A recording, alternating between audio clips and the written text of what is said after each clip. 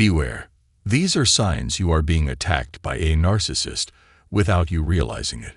A narcissist will persistently interfere in your life until they have inflicted the maximum possible harm. Their tactics extend beyond psychological manipulation. They also target you on a spiritual level by launching energetic attacks, infiltrating your energy field, and disrupting your spiritual balance. But how exactly do they accomplish this? That's what we'll explore in today's episode. In this episode, we'll uncover 5 key signs that a narcissist is spiritually attacking you and discuss ways to shield yourself. Be sure to stay until the end, as the 5th sign is often overlooked but extremely important. Before we dive into the first sign, let's clarify what a spiritual attack means in the context of narcissistic abuse. Simply put, a spiritual attack is a calculated effort by a narcissist to shatter your inner peace. Their goal is to energetically destabilize your sense of self and weaken your connection with the divine, whether you refer to it as God, the universe, or your higher self. You may wonder, how do they influence your energy? Do they possess supernatural powers beyond our reach? Not at all. The truth is, we are all energetic beings, and narcissists radiate a dense, heavy, and intensely negative energy. Our interactions with others occur not just on a physical and psychological level, but also on an energetic and spiritual level. For instance, have you ever found yourself thinking about someone you haven't considered in ages, only for them to call or text you shortly afterward? Many people have experienced this phenomenon.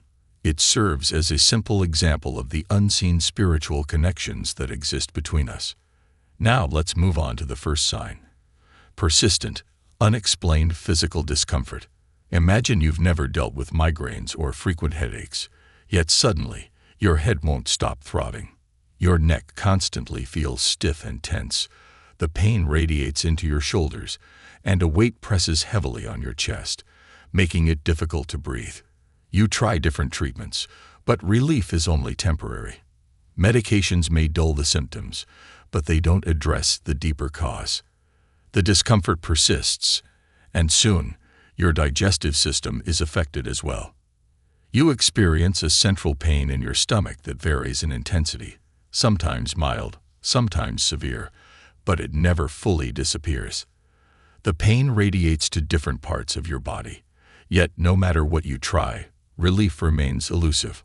On top of that, your mind feels clouded, making it difficult to focus or concentrate.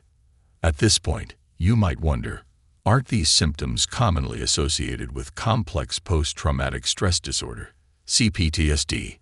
Yes, they are. However, here's the key difference. When dealing with CPTSD from narcissistic abuse, self-regulation techniques and various healing methods typically bring some level of relief. But when it's a spiritual attack, no amount of inner work, emotional processing, or medication seems to help.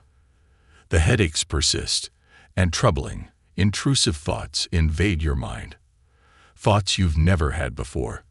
Unlike psychological or physical ailments, this distress doesn't subside with conventional healing approaches. Now let's move on to sign number 2, which is one of the most striking. Persistent, overwhelming exhaustion. This isn't the same as chronic fatigue, which many survivors of narcissistic abuse experience, but gradually improve from over time. Fatigue caused by a spiritual attack feels different. Rest doesn't help. Supplements make no difference. Even deep healing work fails to restore your energy. It's as if you're running an endless marathon, even while asleep. There's no logical explanation, yet you feel as though your energy is being drained around the clock. This is why narcissists are often referred to as energy vampires. A single interaction with them can leave you feeling completely depleted for days or even weeks. Sign number 3. Sudden and irrational waves of panic, anxiety, and fear. You were doing fine. Your energy was stable, and you felt like you were making progress. Then, after just one encounter with the narcissist, everything shifts. Out of nowhere, an intense anxiety grips you. Doubt creeps in, clouding your judgment and shaking your confidence. Projects you were excited about now seem daunting.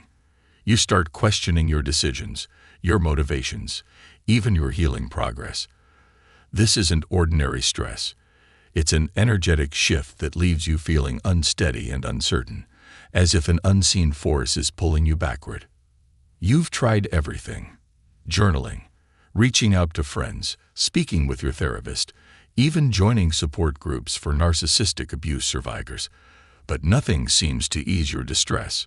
You remain trapped in a state of unease, constantly second-guessing yourself.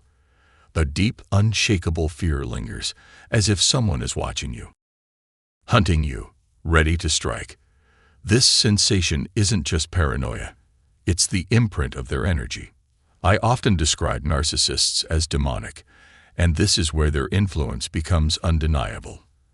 At times, it feels as though an unseen presence is lurking behind you, shadowing your every move. You don't feel safe, not in your own home, not even in your own body. Every action requires double-checking, because that ominous feeling refuses to leave. Others may label you as overly sensitive, paranoid, or even mentally unstable, but in cases of spiritual attacks, what you're experiencing is real. That thick, malevolent energy invading your space is not just your imagination. Now, let's move on to sign number 4, which ties together everything we've discussed so far: the inability to connect with the divine for guidance. You feel cut off from your source of wisdom, whether you call it God, the universe, or your higher self. Where meditation once brought you peace, now the very thought of sitting with yourself feels unbearable. Your emotions seem distant, your intuition feels blocked, and confusion clouds your mind. The narcissist's spiritual attack has disrupted your connection to the divine, because they know that if you were to restore that link, they would lose their grip on you. This is why you may feel an unusual resistance to engaging in your spiritual practices. They understand that your protection lies in reconnecting with your source. Lastly, sign number 5, the phantom connection.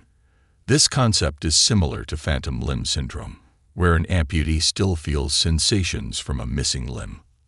Though the physical body part is gone, its spiritual imprint lingers. Likewise, a narcissist's energetic invasion can create an overwhelming illusion of their presence. You hear their voice echoing in your mind, filled with criticism, envy, and hostility. An energy that feels foreign, like an unwelcome intruder in your own head. This presence isn't your own self-talk. It's something imposed on you through force and manipulation. Sometimes it becomes so overpowering that it consumes your thoughts entirely, making you feel as if you need to escape your own mind. Yet no matter where you go, it doesn't quiet down. The voice doesn't stop. It keeps pushing fear and doubt into your mind, making you question your own thoughts and decisions. This is one of the clearest signs of a psychic attack.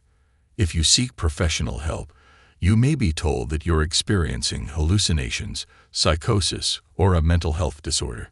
While such diagnoses might apply in some cases, they are not the truth here. Others may dismiss your experience, but the key to breaking free is believing yourself. That self-trust is your first line of defense against the narcissist's influence. To counter this kind of attack, you need spiritual intervention because its roots are spiritual. What kind of help am I referring to? You must confront the very emotions and mental chaos that your body instinctively wants to avoid. Your brain needs to be retrained to sit with the discomfort. Begin with short sessions, just 10 minutes each day, where you allow yourself to fully experience your emotions. Detach from them, step back, and visualize your thoughts, fears, and intrusive voices as if they are playing on a screen in front of you. Observe them without judgment, with curiosity instead of distress. This will help you discern truth from illusion and reconnect with your authentic self. This is precisely what the narcissist doesn't want you to do. They thrive on deception, and they want you trapped in the same turmoil they feel. Their obsessive thoughts about you keep you energetically tied to them, which is why breaking free requires conscious effort. Set aside time daily to reconnect with your source, however you define it, whether through prayer, self-expression, or even crying. As you do this, Imagine yourself being bathed in divine light, blessings flowing toward you. Envision a protective shield, a glowing bubble around you in any color that feels safe. Within this space, take deep breaths and mentally sever the ties binding you to their dark energy. Release it completely. By practicing this regularly, you will gradually break free from their energetic grip. I have personally used these techniques, and they worked wonders for me. I truly hope they help you as well. That wraps up today's episode. Let me know if my words resonated with you. I'll see you in the next one. Until then, as always, may your healing journey continue.